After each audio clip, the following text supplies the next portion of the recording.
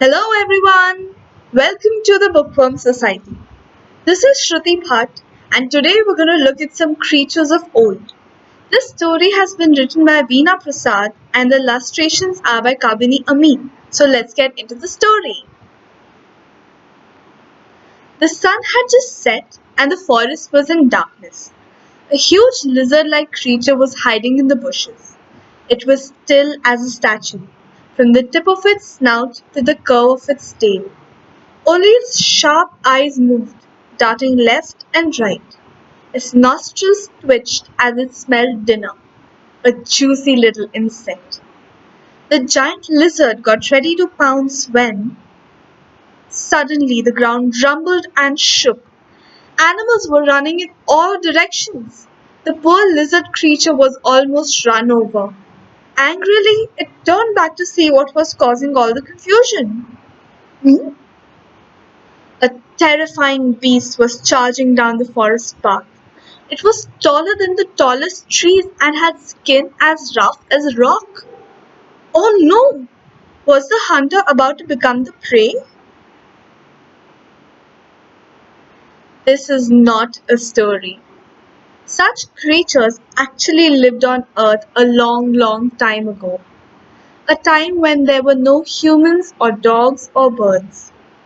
Instead, there were mammoths, dinosaurs, giant insects, and even ferocious fish-like creatures in the oceans. There were also strange-looking plants different from those we have today. How do we know this? Because of science. A very special branch of science called paleontology, pronounced paleontology. Paleontology is the study of plants and animals that lived on Earth many, many years ago. And paleontologists are scientists who study this science. Just as the ruins of an old palace can tell us things about a king from the past, like how grand his throne was or what his favorite weapon was, there are clues deep inside the earth that can tell us many things about ancient animals. The clues come in many forms: bones, footprints, eggs, and sometimes even the body of an entire animal preserved in stone. These animals lived millions and millions of years ago, long before apes or humans appeared on Earth. How did their remains not rot and decay? And how are they still preserved? Well, when these creatures died and as they rotted, they got buried under layers and layers of soil. The skin and flesh decayed and disappeared, but the hard bones and teeth remained because of the tightly packed soil. All these layers of soil, along with the bones, became hard and turned into rock. Plant and animal remains preserved as imprints in this rock are called fossils. When scientists first discovered huge bones buried under the surface of the earth, they did not know what these were. The bones were larger than any animal they had ever known. Bones as long as tree trunks, skulls the size of auto rickshaws, teeth as big as ice cream cones, and claws like knives. They kept putting the bones together in different ways to see if they could come up with an animal they recognized.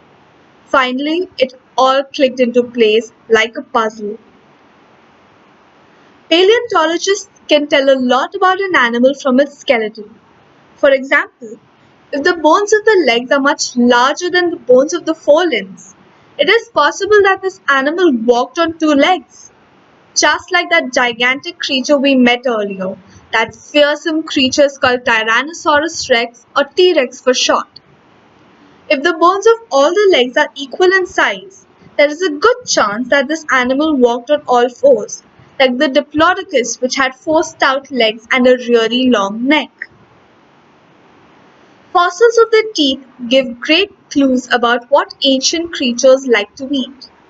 Many skeletons had long, sharp teeth which are good for eating meat. Some skeletons had flat, broad, and smooth teeth good for chewing leaves and the bark of trees. So we know that there were some vegetarian dinosaurs too. But scientists don't always find entire skeletons. They discover only a few bones, a finger here, a rib there, or maybe just a couple of bones from the spine. Not all fossils are bones. Some are just marks, like footprints we leave when we walk in soft mud.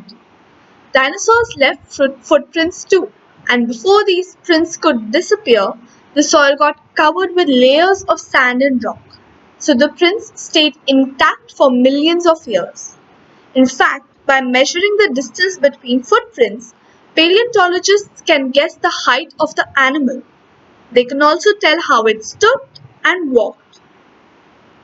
Some of the strangest fossil marks were left by plants. Paleontologists have discovered interestingly shaped leaves and flowers that cannot be seen anywhere today. But here's the most fun clue of all. Any idea what this might be? The photo that is on the left. Is it a football? Is it a cannonball? Is it an egg? That's right, it's an egg. A giant fossilized egg. Scientists have found whole eggs that even contain the outline of an unhatched baby dinosaur inside. Perhaps they got buried in a landslide or lava from a volcano before they could hatch. In Mongolia, scientists discovered eggs along with the skeleton of an adult dinosaur in an attacking pose.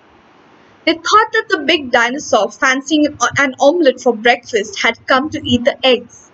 They named it Oviraptor, meaning egg hunter. Soon, they started discovering many fossilized eggs close to Oviraptor skeletons in different poses. They realized that it was actually the parent dinosaur protecting its own eggs and not trying to eat them. Most unfairly, the name Oviraptor stuck. As you might have guessed, we don't know everything about these creatures yet. There are a lot of clues that don't really fit, and some clues were put together all wrong. Scientists are still trying to figure them out. There is a lot of digging to be done. Would you like to be a paleontologist and help solve some mysteries? What are you waiting for? Grab a shovel. So let's meet some other fascinating creatures from the past. So there was a woolly mammoth. These animals were related to elephants and had tusks that were 15 feet long. That's a woolly mammoth and a person uh, from today. So that is the scale at which you'd be comparable to a woolly mammoth. Ichthyosaurs. These creatures looked like fish, but they were actually reptiles that lived in the sea. The name ichthyosaur means fish lizard in Greek. Lastly, the bear dogs. These animals were neither bears nor dogs, but a group of animals related to both bears and dogs. So please let us know which creature of old would you like to get to know today, or would like to have as your pet. Let us know in the comments below, and till the next story, please take care.